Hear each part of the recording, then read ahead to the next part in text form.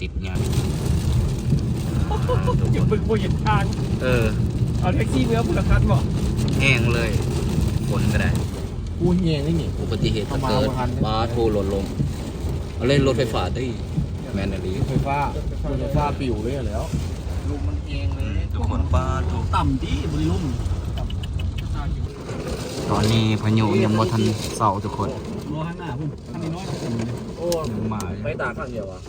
ก็ใครนะ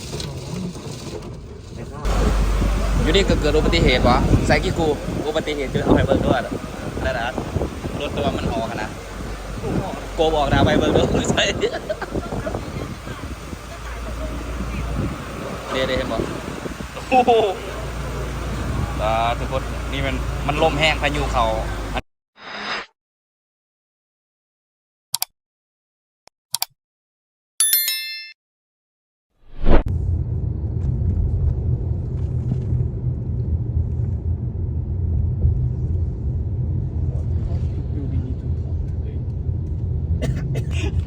ตอนนี้พายุเขานครหลวงเวียงจันทร์ทุกคนพายุเขานครหลวงเวียงจันทร์ฝนกำลังมาทุกคนฟ้าโถล่มวอนนี่มันลมว่าหรือลมบริโภคตกแล้วทุกคนฝนมาแล้วรูดจะติดแล้วผม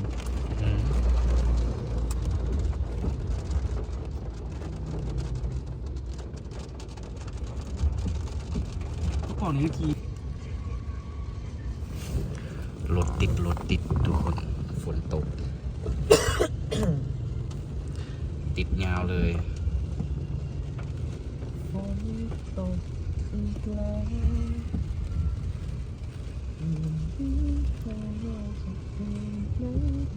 ได้ปีกันโต้ไปได้ปีกันโต้ไป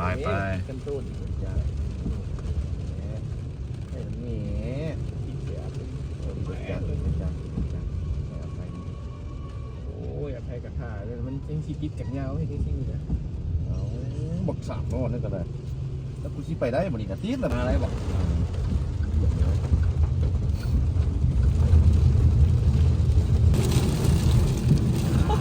อยู่บึงโบเห็นทางเอาแท็กซี่เมื่อพุทธคันบอกแห้งเลยฝนก็ได้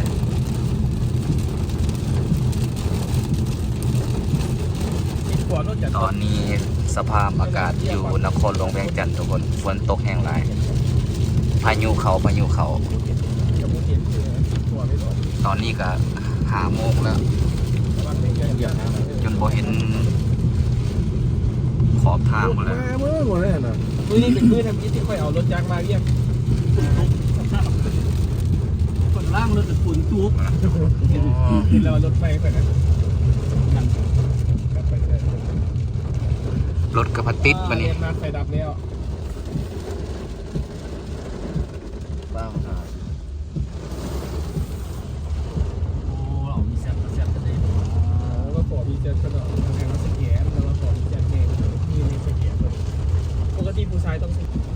แห้งเติบด้วยทุกคนแมนบ่แห้งเลยนี่เบิ่งจากภายในรถพูดอ่ะอันนี้เอามาทางเส้นแคมป์ของทุกคนฝั่งไทยเดี๋ยวผมเห็นเลยฝั่งไทยบ่เห็นยังเลยฝั่งไทยก็เห็นเลยเดี๋ยว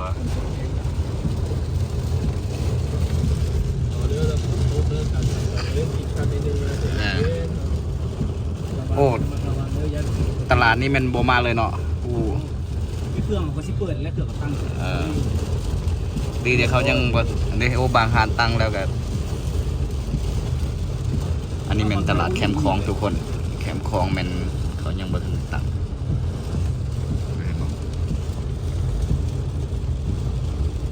บางหานก็เปิดแล้วแต่ก็ต้องเลยเอาขาตั้ง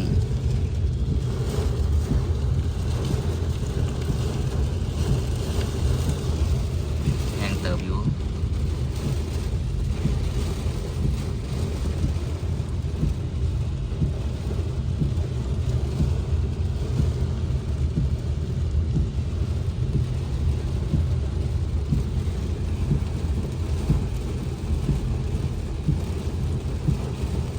เ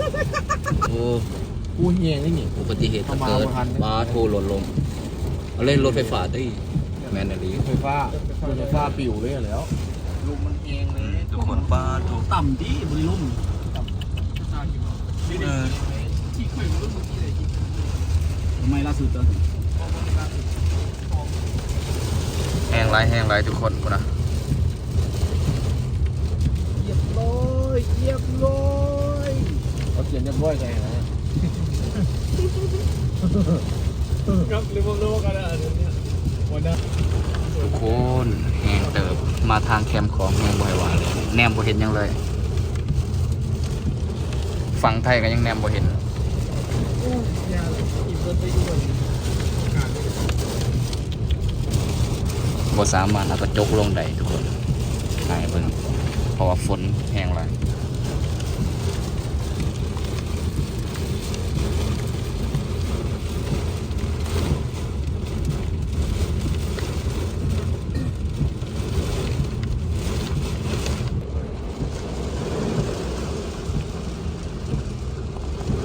น่าจะรถมุกมาจอดไว้ข้างนอก ตอนนี้เขาเข้ามาที่โรงแรมแลนด์มาร์คทุกคนเพราะว่ามาเอารถ ได้ร้านนี้ขายด้านของงานครอบครัวดิ แบบคือสาดใส่เลยเนาะมันล่มเนี่ยครอบครัวเพราะว่าคันเท้าเข้าไปมันเป็นดันเขาดิปกคายีวี ตาย จอดนี่เราเสียบอยู่ในเนาะ เสียบนี่กันเลย เรียบร้อย เขาเข้าจังที่แล้วเขาชี้ออกอย่างรถเขาจอดตัดกันอยู่แต่ตุ๊กตาเนี่ยเอาเมื่อเรื่อง เดี๋ยวถามคนนี้เอาคนละตัวเนาะเอามาส่งเลยคุณก็เห็นคิวฟังเลย อย่าพอเขาโอ้ยอย่าพอได้ไม่ได้ค่า ตั้งนี่แหละ ตอนนี้พายุยังบ่ทันเศร้าทุกคน รอข้างหน้าพุ่มข้างนี้น้อย โอ้ ยังมา ไปตาข้างเดียวอ่ะรถไถนะไอ้ข้าวอ่ะ ไหนคะของ KACC หนักแล้วพายุทุกคนคุณเนาะ ย่านมาด่าลูกน้องดอกนะฝุ่นแห้งตุ๊กแห้งบุญ อาจังโอ้โหเปียกแต่อันนี้ยังนี่ ไข่เป็นเบี้ยวเนี่ย โอ้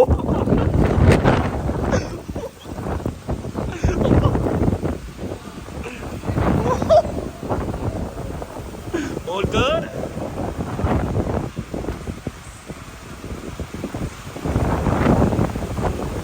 ทุกคนพายุเขา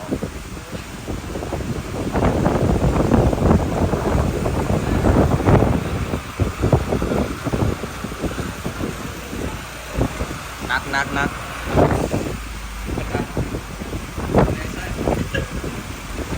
สบายดีเด้อทุกคน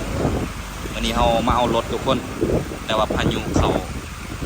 นครหลวงเวียงจันทร์เลยว่าถ่ายให้เบิ่งทุกคน เขานักเขาดีแห้งพร้อมเกิดอุบัติเหตุอีกทุกคนตามท้องถนน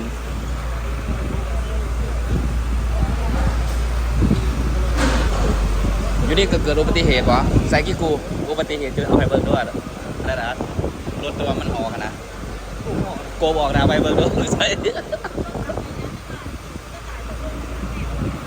ดี๋ยวเห็นบ่โอ้โหทุกคนนี่มันลมแห้งพายุเขาอันนี้มันออกเลยเนาะ โอเค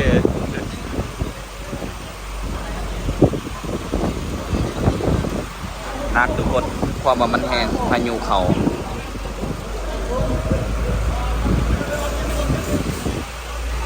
โคตรเศร้าง่ายเลยทุกคนเลย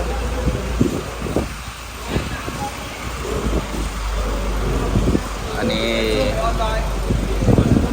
เขาเมารถทุกคน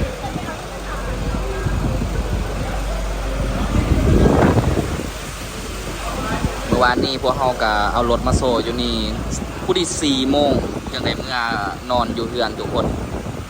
นักเมื่อคืนนี้ก็นักมากเมื่อนี้อีกก็นักอีกพ้องพายุเขาอีกตอนนี้เขาอยู่ที่แลนด์มาร์ค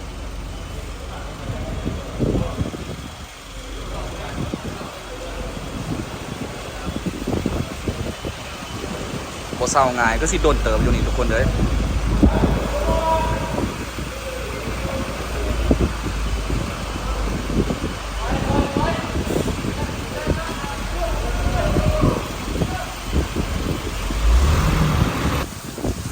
คือว่าโหแท้ด้วยว่าสิกลับคันนะทุกคนแต่ว่าพายุทุกคนโอ้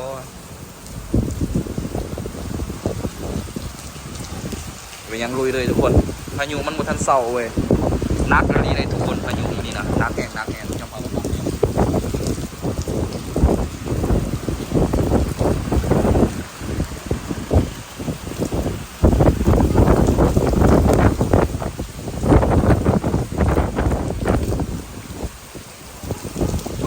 เขาจะเขารถจะไหนทุกคนมานี่นะ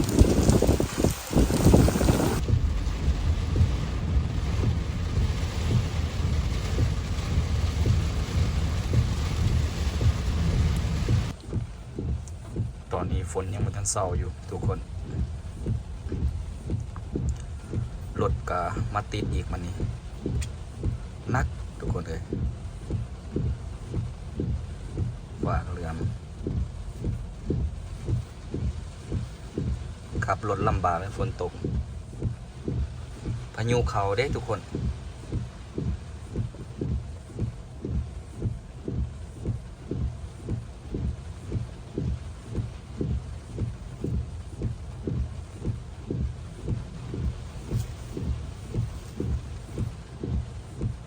สิหอนบานจักโมงเด้